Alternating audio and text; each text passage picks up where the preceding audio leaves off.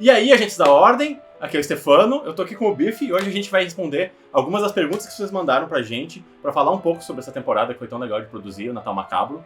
Então, vamos ler essas perguntas aí e vamos conversar um pouco sobre como é que foi o processo de escrever e tal, colaborar com o Selbit e montar toda essa história aí. Vamos dar-lhe. Não contavam com minha astúcia.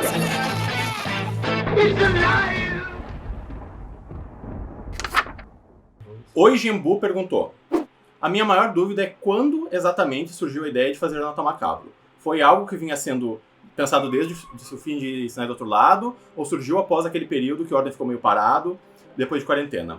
Achei o especial incrível e estou muito ansioso pro futuro do Ordem. Acho que a gente podia falar então um pouquinho das origens do projeto, né? Pois é. Como é que começou tudo? Acho que o Natal Macabro foi o projeto, assim, que surgiu mais do nada, assim, sinceramente, do Foi, Ordem Paranormal. Foi mesmo. Eu acho que é de boa a gente falar que a gente tava trabalhando em outra coisa. Sim, a gente já tava, né? Eu já tinha anunciado, a gente tava trabalhando no spin-off. Sim. E o que aconteceu é uma coisa que acontece em qualquer tipo de produção, né? O Selbit tava na finaleira do Enigma do Medo. Então eu acho que estava começando a ficar impossível para ele tocar um projeto tão grande quanto o spin-off enquanto ele estava trabalhando no Enigma do Medo. E aí eu acho que foi muito da coisa de tipo, a gente precisa ter alguma coisa esse ano. Sim. E, enfim, a gente também não pode entrar muito nesse assunto, mas a gente já queria apresentar algumas coisas que a gente ia ver no spin-off, né? Sim. E, principalmente uns personagens. assim, algumas temáticas, algumas coisas que a gente já ia trabalhar melhor no spin-off. Sim. E aí que veio essa ideia de fazer esse especial de Natal, né? É mais ou menos isso que eu lembro, pelo menos. E ele passou por muita mudança também. Verdade. Tipo, ele tinha vários outros conceitos que acabaram se mesclando e se virando o especial que foi o Natal Sim. Macabro. Mas eu acho que o conceito principal dele foi aquela introdução, aquele meio spoiler do spin-off, que vai ser o próximo que vai ter. Então... Mas ainda assim, eu acho que ele foi meio do nada. Assim, ele não tá pensado há 2 anos. Então, exato. Tipo, a gente teve... Quanto tempo pra trabalhar? Acho que a gente ficou uns 2 ou 3 meses. 3 meses, né? Que pra uma produção do Ordem, não é um tempo também, né, absurdo, assim, mas foi bem corrido. Né? Deu tempo de fazer tudo porque era um especial curto. E já tinha coisas que estavam prontas pro spin-off que a gente... É verdade, a gente pôde aproveitar e mudar as coisas de lugar e tal, mas em geral foi uma produção bem do nada, assim. A gente foi pego de surpresa positivamente, porque acho que o resultado foi muito legal. E foi, no final das contas, deu tudo certo, assim. E descobriu muita coisa nova também, como a questão das gravações, né? É verdade. Acho que tem uma pergunta aqui sobre isso, eu até vou ler ela. Vamos lá. Segunda pergunta. Fechini Litz pergunta fora de contexto. Como foi essa coisa de fazer um RPG gravado? Tipo, o Selbit que queria fazer um RPG especial de Natal, ou teve algum outro motivo pra isso? Além de que os jogadores não poderiam aparecer no fim de ano. Eu acho que esse foi um dos motivos, né? Sim. Eu acho que no momento que ele decidiu, né, que ia ser um especial de Natal, eu acho que ficou bem claro que não tinha como mobilizar, ainda mais a quantidade de jogadores que a gente queria pra essa temporada. Nessa época do ano é completamente impossível. Tá todo mundo viajando e tal. Então, muito rápido, nem lembro direito, só ver se eu lembro, quando é que veio essa ideia de fazer o RPG gravado. Eu acho que começou com a gente querendo fazer uma das sessões gravadas, porque tinha todo esse conceito que a gente tinha pensado de um grupo ter acontecido antes do outro. É verdade. A ideia, inclusive, era a gente fazer uma sessão gravada e as outras ao vivo. É verdade. A ideia era ser, tipo, a primeira e a terceira ao vivo e a segunda, que mostrava o grupo que tava antes. Gravado. Só que no final das contas a gente teve que fazer tudo gravado por conta de, tipo, imprevisto e questão de tempo, e até porque ia estrear na época do Natal, né? Sim. Então... E aí, uma coisa muito interessante, tá? Acho que é legal a gente conversar, que o fandom também reagiu de uma maneira que eu não estava esperando, assim, foi o quanto as pessoas abraçaram a ideia do RPG ser gravado, né, na sua totalidade. E de que a gente pode continuar fazendo agora, desse jeito, inclusive. É uma coisa que preocupou bastante a gente no começo, porque a galera já tá acostumada a fazer a coisa ao vivo, assim, e tá lá reagindo junto com o jogador, né? E eu vi que o fandom ficou, tipo, dividido. Algumas pessoas ainda preferem o ao vivo, outras pessoas gostaram bastante do gravado, mas a galera realmente abraçou bastante o gravado, assim, eu fiquei surpreso. Assim, eu também não imaginava que as pessoas iam querer que o RPG fosse gravado. Na minha cabeça, elas iam entender que é uma questão de necessidade para a produção fica muito melhor, mas que no fim das contas, para eles não ganham nada, né? Eles estão perdendo como se fosse uma partida ao vivo. Exato. E no final das contas, assim, tipo, até me surpreendeu que até os jogadores, assim, os jogadores estão Sim. falando muito sobre, nossa, é muito melhor gravado, porque tem como botar as coisas na pós, e as artezinhas, assim, e ver com esses prós, assim, de poder colocar artes na pós-produção, assim. Sim. Tem seus prós, mas eu vou fazer o meu hot take, que eu ainda prefiro ao vivo. Mas completamente ao vivo. Eu prefiro ao vivo. Eu gosto da sensação de estar vendo a coisa ao vivo e de estar, tipo... porque, por exemplo, o Natal Macabro, quando começou a sair, tipo, divulgação de que ia ter dos jogadores e tudo mais, a gente já só não sabia, tipo, a gente já sabia quais iam ser os jogadores, e a gente já sabia também quais tinham sobrevivido, quais tinham morrido, tá ligado? Sim. E a gente tem que ficar, tipo, com essa... uns meses no escuro, assim, sem poder falar, sem poder comentar sobre o que tá acontecendo. Mas eu gosto de comentar ao vivo, assim, a gente se surpreende junto com todo mundo, né? Pra gente é muito estranho. Apesar de que eu vou dizer que pra quem trabalha, né, durante a gravação, foi muito menos estressante, né? Não, tipo, com certeza. A gente poder ter o luxo de saber que os erros que foram cometidos durante a gravação poderiam ser corrigidos na pós, né? Sim. Tudo isso nos deixou muito mais tranquilo, assim. Sim. Só que eu concordo contigo de uma coisa que, tipo, eu sinto que a gente tem que tomar muito cuidado, né, no quanto que a gente quer acrescentar realmente na pós-produção. Porque a gente começa a criar quase que uma segunda história que não é a que os jogadores estão vivendo ali, entendeu? Exatamente. Se a gente começa a botar muita cutscene, muita coisa, muito efeito especial, muita coisa no pós, a experiência que as pessoas estão tendo assistindo não foi a mesma que os jogadores tiveram. Sim, eles não estão vendo a cutscene rolando. E tipo, eu acho que parte da experiência de assistir uma live de RPG é viver junto com os jogadores aquilo, sabe? Exato. Uma coisa que eu não sei se muita gente... Acho que a galera percebeu, assim, né? Eu até fiquei meio chocado quando a galera foi percebendo, é que grande parte do Tabletop foi gravado também, né? Gravado na pós. É verdade. Isso, tipo... O Tabletop tava lá, a galera tava vendo, tipo, ao vivo. Só que por questão de, tipo, o enquadramento ali ficou meio ruim, ou apareceu uma mãozinhas que o Luciano ficou maluco. Então, uma grande parte do Tabletop de alguns episódios foi regravado, assim. E é uma coisa que realmente entra nisso que tu falou, de tipo, não ser exatamente o que os jogadores estão vivenciando lá. Então, até quando vale a pena tu fazer uma gravação, se não vai ser o que... Óbvio, é puramente, unicamente pro público, aquilo ali, sabe? Então, tipo, qual seria a diferença de fazer um tabletop e, sei lá, fazer arte pra tudo? Pra todas as cenas aparecendo ali, tá ligado? Obviamente o tabletop acaba sendo um pouco mais simples, porque tem ali o cenário, a galera vai mexendo nos bonequinhos. Apesar da complexidade que já tá o tabletop do Warner, que é uma loucura. Não, uma maluquice.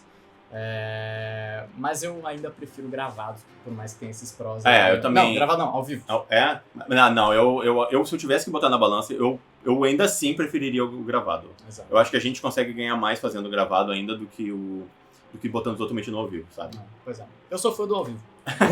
eu faria tudo ao vivo. Justo. Mas eu entendo também, é uma facilidade maior pra produção também. E também acho que pro Selbit também, pros jogadores que estão lá, eles não precisam ficar nessa aflição, então, sabe? foi uma coisa que os jogadores falaram, né, que tipo, acabou sendo muito mais tranquilo pra eles também, então... Sim.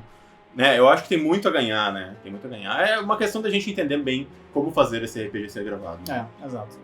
O Sabo Raya perguntou, como é trabalhar com o Selbit e como cada um trabalha no roteiro? Em questão de como fica com o lore de personagem, roteiro de cena, mecânica. Acho que é uma coisa bem legal da gente falar. Sim. Como é que a gente trabalha juntos nós três, no caso, né?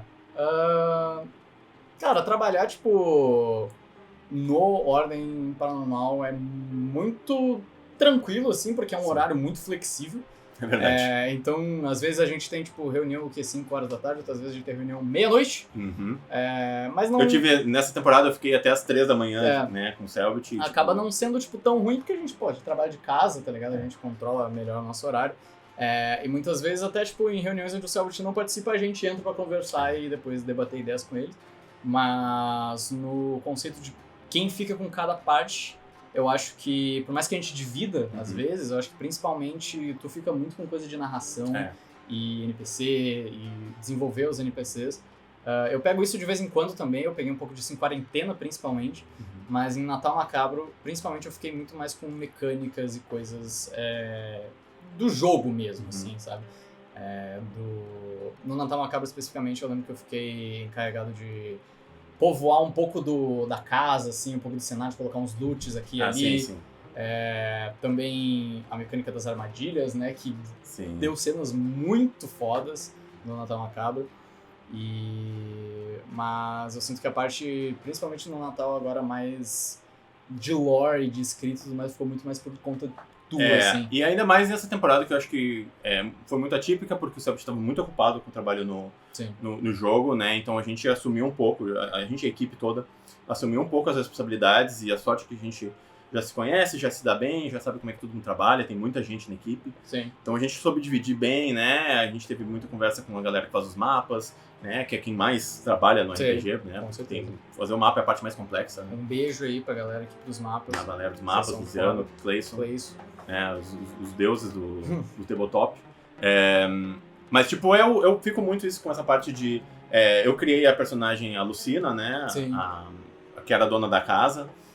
Então, eu que dei a ideia de fazer personagem. Tudo isso são coisas que a gente passa pelo Selbit, né? A gente discute entre nós, a gente discute com ele. Todos os pontos a gente chega numa conclusão. E aí, depois a gente vai trabalhar naquilo, né? Sim. Que nem a gente... vamos fazer armadilhas pro mutilador. Aí, pô, então vai lá, Biff, tu cria como é que vai funcionar as armadilhas. Tu fez os presentes também, né? Sim, os presentes do Amigo Secreto, né? Tipo... O Amigo Secreto não, acho que foi da árvore de Natal. No caso, eu fiz foi os dois, eu acho. Que tinha os presentes da árvore de Natal, que eles abriram e tinha umas coisas que eu acho que eles acabaram nem encontrando direito. Eu acho que eles abriram e eles não encontraram nada. Azar, assim. Não encontraram nada. Mas as mecânicas dos presentes do Amigo Secreto eu fiz também, e vou dizer que teve uns que foram um inferno. Acho que os da Shaniqua foram os piores de pensar em mecânica. Porque ela botou muita coisa, né? Ela botou muita coisa. E eu cheguei no Selbit e falei, cara, pode ser, tipo, uma mecânica que englobe todos? Ele falou, não, faz uma pra cada um. Eu, porra, como é que eu vou fazer uma mecânica pra um CD da Tanisha Swift funcionar no RPG? Não faço ideia, mas a gente vai tentando. Né?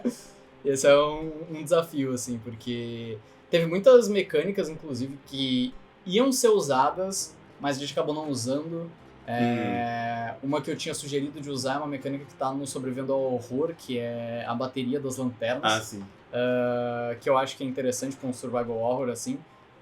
Mas o Selbit falou que ficar controlando isso das baterias, assim, ia ser uma coisinha complicada. Pra essa temporada? Né? Pra essa temporada. Talvez pra alguma outra ocasião futura que seja mais focado nisso, vale mais a pena. Uhum. Mas acho que no geral, assim, as mecânicas principais, elas foram utilizadas. Tiveram algumas que não, talvez por questão da ocasião, do tempo. Mas é bem divertido e é desafiador bastante. É bem legal. E, tipo, a gente tá... Claro, essa é a segunda temporada que a gente tá trabalhando, agora a gente vai trabalhar no spin-off mais a fundo. A gente tá aprendendo a trabalhar juntos também, todo mundo, né? E a gente vai criando uma sinergia com toda a equipe. Sim, com certeza. Tá funcionando super bem, né? Com certeza. Próxima pergunta. Vamos lá. A Maluísa não é uma pergunta específica, mas queria saber sobre o processo de escrita do RPG. Imagino que vocês tenham que conversar bastante com os artistas, já que boa parte da narrativa a gente só descobre pelos documentos ou detalhes do cenário e personagens. Além disso, acho que todo mundo sabe como esse fã foi chamado, mas queria saber como o Biff recebeu essa notícia. Quer começar contando como é que foi o teu convite para participar daqui? O teu é muito engraçado, tem gravado, né? Tu tem, tava, tipo, no meio tem um do react, Cast, é loucura, mano. Muito bizarro. Tem um react meu do momento que o Selbit me mandou a mensagem, é muito bizarro. Comigo não tem uma gravação, mas acho que tem uns prints que eu mandei, tipo, no grupo do WhatsApp, assim, eu posso até te mandar depois se você colocar na edição. Mas foi basicamente, eu tava em call, assim, numa call aleatória. Daí eu recebi uma DM no Twitter, beleza, uma DM, assim, não precisa receber muitas DMs no Twitter, né? Vamos olhar. Eu abri a DM Rafael Lange, já comecei a me tremer. Tem algo errado aqui. Eu comecei, não, pera aí, eu não fiz nada, sou inocente. E daí eu abri e era um puta textão, assim, dele falando, acho que a mesma coisa que ele mandou pra ti, assim, tipo, participar de uma mesa de escritores. E eu pensei, caralho, mano. What the fuck? Como assim? Mano, como assim? Muito bizarro. E uma experiência engraçada também de contar é que quando ele me convidou, eu não sabia que tu ia participar. Sim, eu também não sabia que tu ia participar. Eu já te conhecia, a gente não tinha interagido muito, mas eu já te conhecia por causa do Ordencast e também tu participou do D20 Awards, do primeiro D20 Awards com o Ordencast. E então, tipo, eu já sabia quem tu era, mas a gente nunca tinha interagido. Sim. E quando o Selbit resolveu marcar uma reunião com a gente, eu pensei, puta, mano, vou entrar, na reunião vai estar ele, com a câmera ligada, 2 engravatados do lado dele, assim, vai ser uma coisa super formal, assim. Daí eu ligo pra ele, não, só vou botar o gafanhoto aqui. Pera. Daí eu percebi quem era o gafanhoto, caralho, mano, a gente vai trabalhar junto, que maravilha. Mano, e pra mim foi muito bizarro, porque como eu entrei depois, já tava tu e o Selbit com a câmera ligada, e eu... Bife. Pois é, muito bom. Eu, tipo, quando ele falou mesa de escritores, eu pensei, beleza, vai ser eu mais umas 5 pessoas. Não, assim, a gente vai eu achei que ia ser o Leonel Caldela e o... então, eu sabe, achei o Stephen King. Mano, eu vou saber quem é que vai ser, tá ligado? E daí, Nossa, foi nós dois, que curiosamente moramos na mesma cidade. É bizarro. É porque, acho que é bom falar, né? O Cebit tem uma regra que só gaúchos podem escrever pro Ordem. Exatamente. O resto, senão é proibido, não entra. Tava né? no nosso contrato. Que a gente fez, né? Mas foi basicamente assim a maneira que eu fui chamado pro Ordem. Né? Como é que era o resto da pergunta? Né? Sobre como é que a gente trabalha com o restante da equipe. Acho que é legal a gente passar por cima também, né? Tipo, a gente também interage muito com o restante da equipe. Principalmente com o Cleison, que é o diretor de arte, né? Porque ele coordena todos os outros aspectos, a galera que faz os tokens, a galera que trabalha nos mapas, os documentos, né? Passa muito pela mão do Cleison pra coordenar. O Cleison é uma pessoa que eu gosto de dizer que ele, tipo, ele tem vergonha na cara e ele consegue muito bem colocar o pau na mesa pra dizer o que tá inclusive certo, aí eu e ele batemos muito de frente durante essa temporada, Sim. que eu acho que vai continuar pra sempre sendo assim. Porque ele é muito prático, ele é muito realista. E mano, dá pra fazer, tá ligado? Dá pra fazer. E aí eu fiquei insistindo muitas vezes pra botar muita coisa na temporada. E dessa fricção eu acho que surge algum legal, sabe? Sim. Tipo, essa é uma coisa legal de trabalhar em equipe, eu sinto, sabe? Sim. Tipo, quando alguém te diz, não dá pra fazer, eu digo, não, mas vamos tentar. E aí a gente acha um meio termo, a gente acha uma maneira de fazer. E acha uma forma de ficar legal. Uma coisa que mudou do Quarentena pro Natal Macabro é que a gente começou a ter muito mais interação com o resto da equipe. É verdade. No Quarentena, assim, a gente fazia o que tava ali na nossa área, assim, que era escrita e tudo mais. A gente tratava muito com ele, né? A gente tratava muito diretamente com o Cebit. Exato. Daí quando a gente percebeu que, tipo, de vez em quando a gente ia ter que tomar um pouco mais de atitude em algumas outras questões, a gente começou a ir falar direto com o Cleison, falar direto com o Luz, assim. Volta e meia, tipo, tem o servidor da equipe que eles estão lá trabalhando, a gente entra em call só pra passar um tempo e discutir sobre algumas coisas. Mas, no geral, assim, é tranquilo. Acaba ficando meio corrido de vez em quando, dá pra ver principalmente pros meninos de documento e edição de vídeo, assim. Mas a gente tem uma comunicação boa, assim, eu sinto que só tende a melhorar, assim. Também tem uma questão de adaptação, né? Porque sempre foi o Cebit sozinho escrevendo Ordem. Sim, agora tem mais pessoas. Também o Ordem ele não é uma coisa parada, ele tá sempre evoluindo, ele tá sempre mudando, né? Sim. Então cada temporada é muito diferente uma da outra. Sim. Essa temporada foi muito diferente de Quarentena, que foi muito diferente de Sendo do Outro Lado. Então a equipe ela vai se adaptando às mudanças, a gente vai expandindo o que pode ser feito num RPG. O Cebit ele gosta muito de experimentar, então fazer uma temporada gravada foi a primeira vez que a gente fez, por exemplo, né? E o spin-off já vai ser diferente, e acho que cada temporada não vai ser uma diferente da outra, a gente vai aprendendo a se adaptar. Né? Sim. Ken do TV pergunta: de quem foi a ideia das referências e mecânicas de DBD, gancho e gerador? Vocês se inspiraram em filmes slashers? Se sim, quais? Eu não lembro exatamente quando que a gente começou a falar sobre DBD, mas foi muito no começo já, quando a gente teve a ideia de fazer um bagulho de slasher, eu acho que a gente já tava falando sobre DBD, né? Exato. Tipo, eu joguei muito DBD na minha vida. Acho que tu também joga bastante. O Cebit, ele não lembro de ter visto ele jogando tanto. Ele joga, assim, mas ele joga.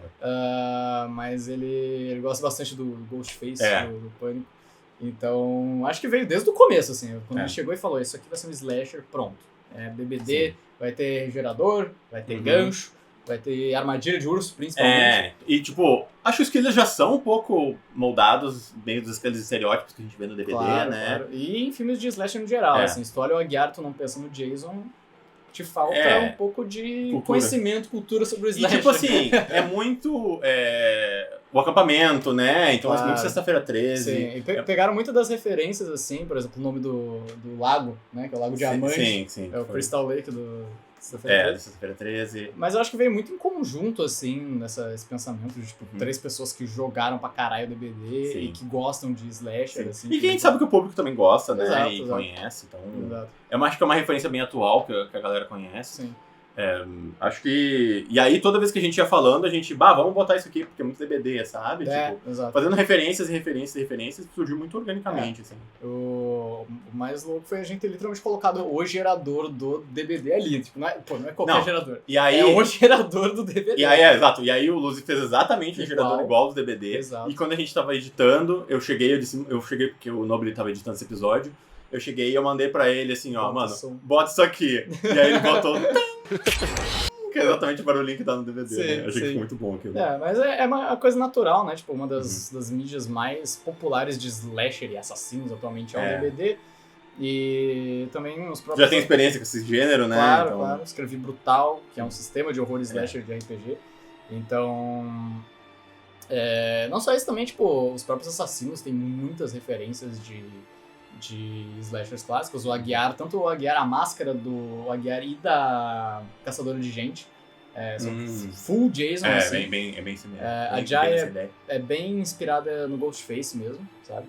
E tem outras inspirações aí que não podemos revelar. Não podemos ir muito fundo, mas dá pra sentir, dá né? Pra ter uma sentido. Nicolas Liarte pergunta: qual foi o aspecto que mais impactou vocês em relação ao Natal Macabro no geral? Foi a história, alguma mecânica nova? E como foi o fator psicológico nesse processo? Vocês ficaram muito ansiosos ou sentiram a pressão de trabalhar em um projeto grandioso tão grandioso quanto o Natal Macabro? Aí fala algumas coisas legais pra mim que... qual que foi a coisa que mais te chamou atenção, assim, quando a gente começou a trabalhar no projeto? Cara, no Natal Macabro especificamente foi o conceito do slasher, né? Porque não era um conceito que eu acho que tinha sido muito utilizado no resto do Ordem, assim. Então, tipo, realmente é uma coisa que captura pela diferença do que foi nas outras temporadas e ver o como o Ordem pode ser uma coisa ampla nas temáticas que ele quer abordar, né? Então, tipo, isso desde o começo dos spin-offs, assim, tem um spin-off que é focado em alienígena, tem um spin-off que daí é focado em slasher, assim, e as coisas vão mostrando quão amplo esse universo... E quanto dá pra fazer dentro daquele sistema, né? Exato. Então, acho que, tipo, o que principal me chamou a atenção foi o slasher, que é uma coisa que eu gosto muito e nunca tinha pensado em fazer no Ordem Paranormal, assim. E vendo que essa ideia meio que veio do próprio Selbit, assim... Foi uma coisa que me deixou muito... Eu acho que já era uma coisa que ele queria fazer há muito tempo, né? De trabalhar essa coisa de assassinos e vítimas, então... Sim. Eu acho que foi muito bom, assim, né? Sim. Uma coisa que eu queria destacar foi que a gente teve que trabalhar muito nisso no roteiro, foi a questão de fazer a temporada fora de ordem, né? Sim, isso... Nossa, isso... Fora de cronologia, né? De gravar o segundo episódio antes do primeiro episódio, pra gente poder ter o cenário modificado pelo que aconteceu com os jogadores do primeiro episódio, né? Exato. E, né, foi uma coisa que só a gravação poderia fazer, foi aí que veio a ideia de fazer gravado mesmo. Sim. Mas dava uma bugadinha na cabeça, assim, esse acho que foi um dos maiores desafios dessa temporada, que era entender quando a gente falava, tipo, o episódio 1 é, na verdade, o episódio 2, tá ligado? Então, sempre quando a gente sentava pra discutir e revisar o roteiro, assim, eu volto e meia tinha que perguntar, mas esse qual grupo? Qual grupo que era, sabe? E eu acho que esse foi o maior desafio também, porque alguns dos jogadores também acabaram mudando de grupo. A gente mudou muito os jogadores, né, ao longo da temporada. Sim. Por conta de problemas de tipo, essa equipe aqui eu acho que ela tá meio desequilibrada. Sim. Temos duas pessoas muito parecidas aqui. A gente tinha toda a questão dos irmãos, né, do Jorel e do Jorge. Exato. Que eu acho que acabou ficando muito mais legal desse jeito, né? Sim, deles separados. O motivo dele tá indo pra lá é levar eles pra uma armadilha, né? Tem muita coisa muitos plotzinhos, assim, que a gente acabou descartando por conta de ter que mudar. Sim. Mas eu acho que ficou muito mais legal, assim, sinceramente. Não sei se vale falar da questão do personagem do Guache, que era pra ser um meio que admirador da ordem que tava levando eles pra lá. Eu nem lembrava disso. É verdade. A gente chegou a falar sobre isso, acho que dá pra falar disso, acho que não tem problema. Vamos falar. Qualquer coisa a gente corta. Vamos falar. Mas, tipo, antes da gente de fato mudar a party, assim, inteira, o personagem do Guache, o Leandro, ele tinha uma... Ele claramente dá pra ver que, tipo, em questão de design, em questão de vibe, ele é um personagem diferente dos outros, né? E... Ele era, tipo, um emo meio que, tipo, ele não conhecia a Ordem, mas ele queria entrar pra Ordem, então ele queria achar uma maneira de entrar pra Ordem, e a maneira como ele queria era, tipo, levar eles lá pra capturarem esses assassinos pra poderem chegar pro Senhor Veríssimo e dizer, olha, eu capturei esses caras, né? Exato. Era uma coisa, tipo, que eu, sinceramente, eu paro e penso que, tipo, isso acabou virando o ponto do Jor-El, né? Que ele levou a galera lá pra achar o irmão dele. Eu não sei qual seria mais filha da puta.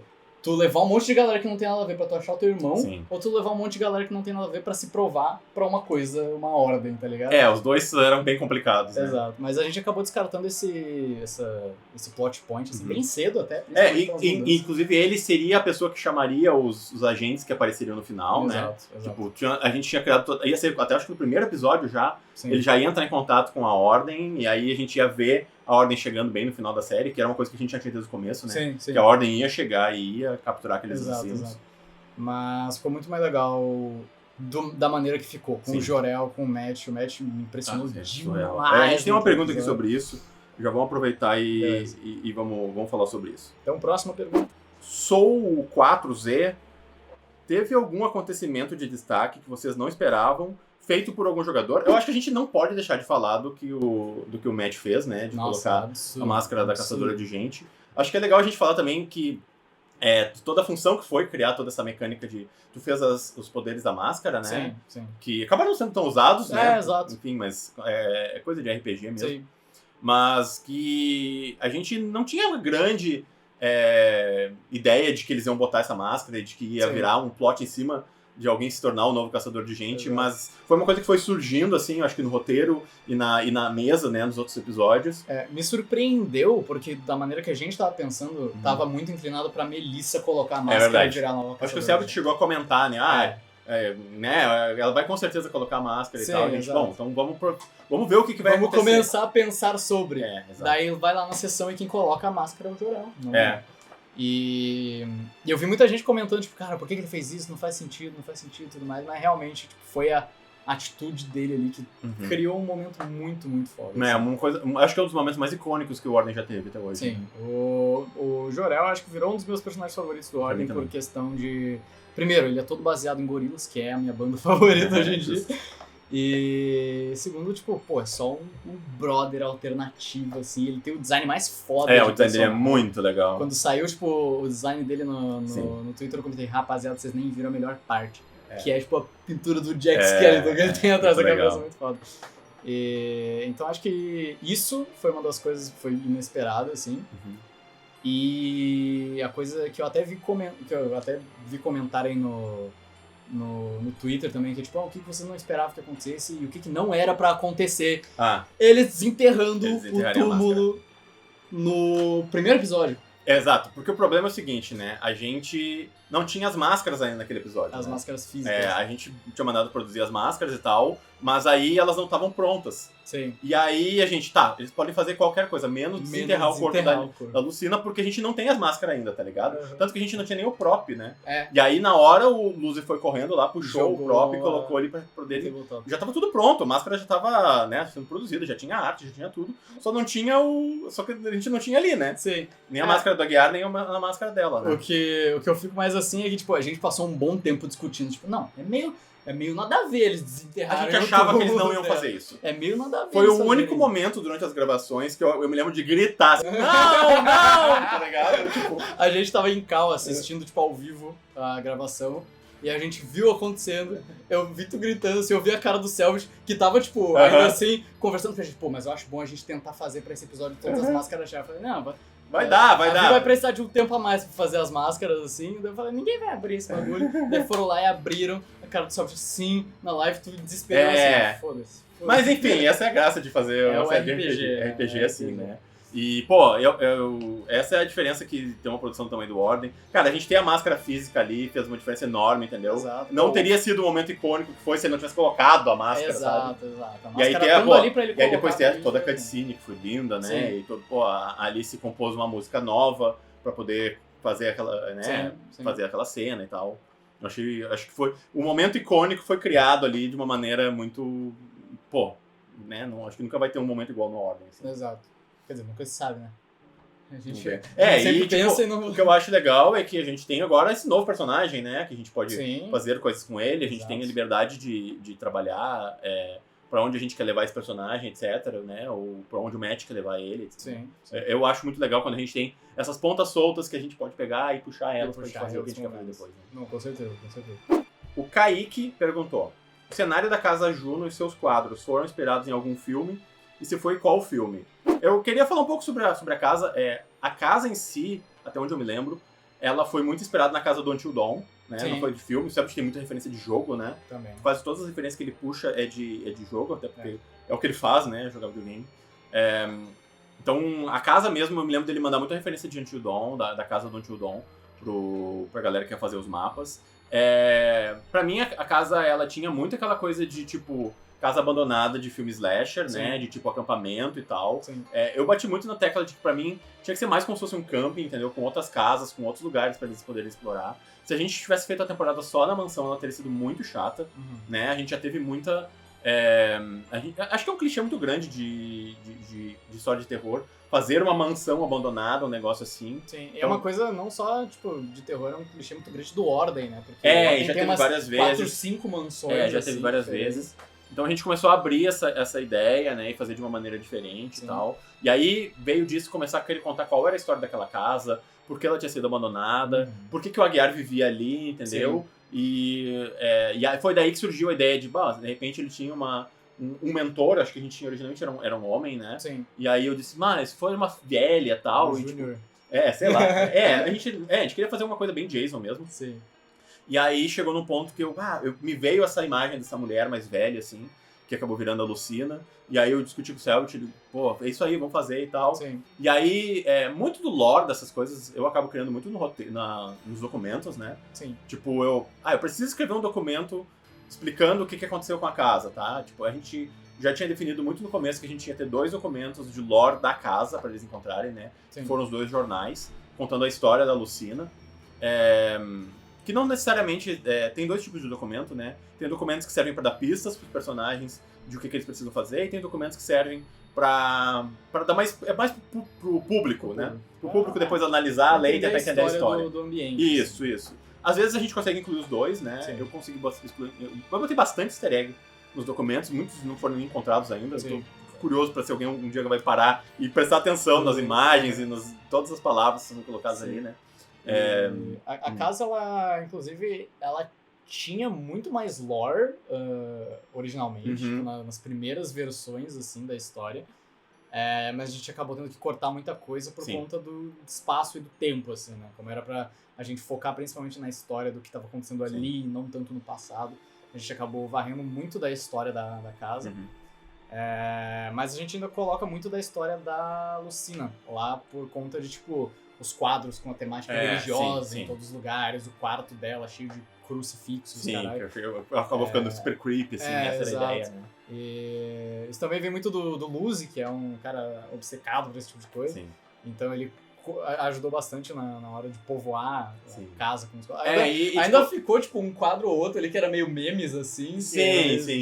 Mas eu acho legal, assim, porque isso é uma coisa que às vezes a gente não tem intenção, a gente bota uma coisa que a gente...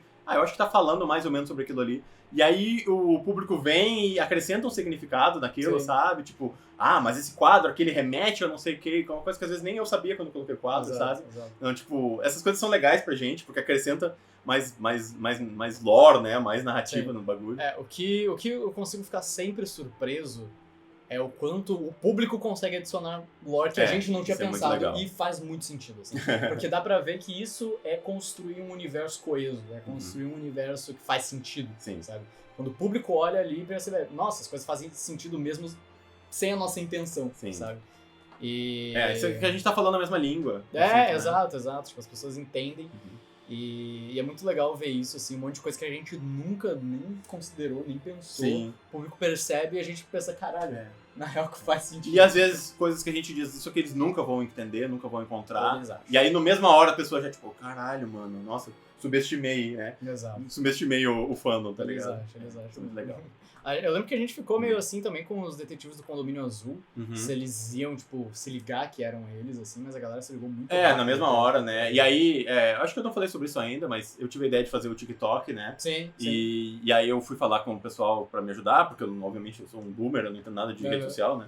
E aí eu fui pedir ajuda pra fazer um TikTok, porque eu não sabia como é que fazia e tal, né? E criar os posts, né? Aí pedi pro Bacê gravar um áudio como personagem dele, que era o policial que tinha sido torturado pelo Aguiar. Ficou como um easter egg lá, tipo, a galera achou já. Eu acho que foi bem legal, assim, porque, tipo, trouxe mais pra nosso mundo, assim, sabe? Faz uma parada meio ARG, assim, que é o que o Cyber já costuma fazer. Então, e ele gosta muito dessas coisas e ele apoiou pra caralho a ideia, então...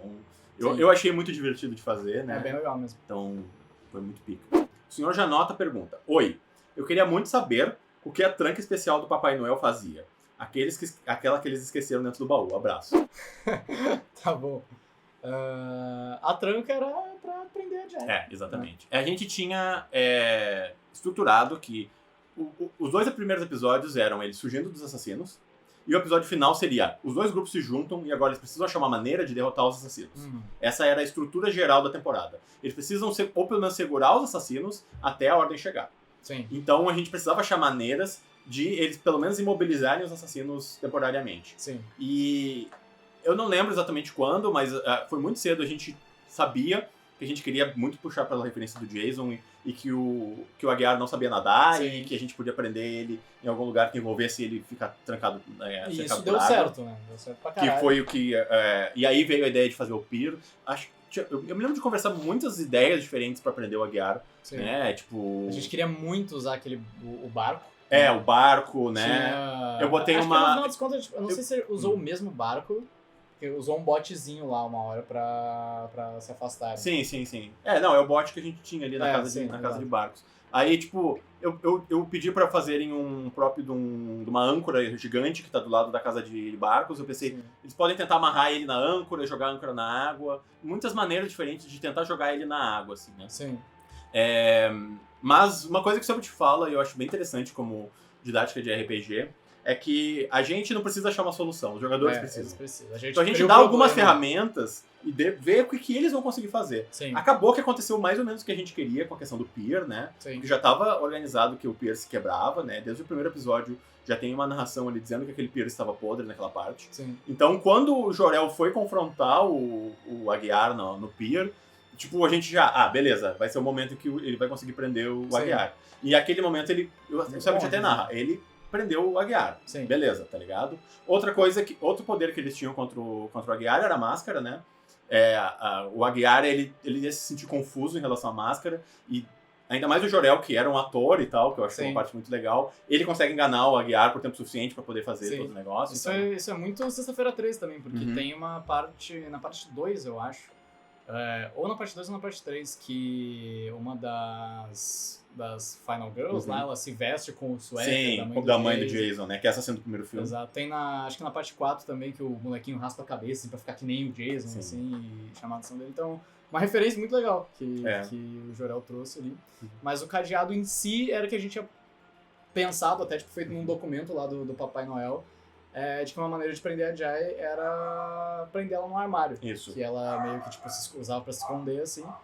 E o cadeado dele era paranormal, né? Ele tinha um ritual de sangue. Sim. Então, no momento que eles colocassem ele ali, ele ia criar uma estrutura que aprendeu... ia fechar aquele lugar de uma maneira... Porque, obviamente, a Jai, ela é super forte, né? Sim. Ela é paranormal, né? Então, ela, tipo, naturalmente, ela ia ficar presa por causa que tem um ritual ali, sabe? Sim. E uma ideia que a gente tinha, tipo, mas a Jai, ela é invisível, né? Ninguém sabe onde que ela tá. Essa é toda a ideia da personagem. E... eu disse, mano, mas de repente a gente podia usar o Joto, né? Porque o Joto, ele pode conseguir cheirar ela, pode e tal. E aí, foi aí que eu coloquei no documento, né, que fala sobre o background da Jai, que ela não gosta de cachorros. Sim. Porque os cachorros conseguem descobrir onde é que ela tá. Né? Exato. Um comentário que eu ia falar, eu achei incrível o quanto a comunidade odiou. Não, cara, esse é o tipo de coisa que, tipo assim, ó, se a gente tivesse que apostar 50 coisas que a gente achava que ia acontecer, a gente não ia nunca adivinhar. Que as pessoas não iam gostar do Joto, do cachorrinho bonitinho, tá ligado? Tadinho. Foi muito bizarro isso. Mas foi bizarro, mas foi engraçado. E no final das contas, não acabaram usando o cadeado, não acabaram decidindo. Sim, que tava previsto também, que eles não iam talvez conseguir as coisas. Essa era uma maneira que a gente podia ter um TPK, se eles não conseguissem prender os assassinos a tempo, né? E aí, todo mundo ia morrer e a ordem ia chegar e ia prender os assassinos de qualquer maneira. Né? Pois é. E no final dos contos foi isso. Era pra isso que serviu o cadeado. Assim como era pra isso que tipo, serviu o Pier e a máscara, tá ligado? Tinha outras coisinhas assim que também acho que nem precisa entrar muito em detalhe, mas a gente foi botando muitos detalhes de coisas que a gente sabia que podia counterar os assassinos, né? Sim. E acho que no final das contas é isso. É isso, obrigado, Biff, por sentar aqui e conversar comigo, falar um pouco sobre o Natal Macabro. Acho que a galera queria saber muitas coisas, né? Eu vi pela quantidade de comentários que entrou. A gente tava esperando que umas 5, 6 perguntas. E entrou lá 70 perguntas. Exato, foi muito foda, né? Foi muito gratificante trabalhar nessa temporada. A repercussão foi muito positiva. Nossa, eu não sei como é que foi pra ti, mas pra mim foi muito gratificante, né? Foi incrível. Foi do caralho mesmo. E agora a gente se vê novamente depois do próximo spin-off. No próximo spin-off, de repente a gente pode fazer um vídeo desse aqui também, acho que falando mais ou menos isso. Se gostaram, deixem nos comentários. Aí, ó, ouve o cara, né? Deem like aqui. Deixem nos comentários. Se inscrevam no canal aqui. Eu pretendo postar vídeos de outras coisas também, falando sobre o filme, sobre quadrinhos. Não quero falar só sobre ordem. Então fiquem de olho aqui. Eu ainda vou falar sobre ordem pra caralho aqui e tal. Mas peçam sugestão de temas aqui. Exato. E é isso, gente. Fiquem bem, a gente se vê. Até a próxima. Falou! Tchau.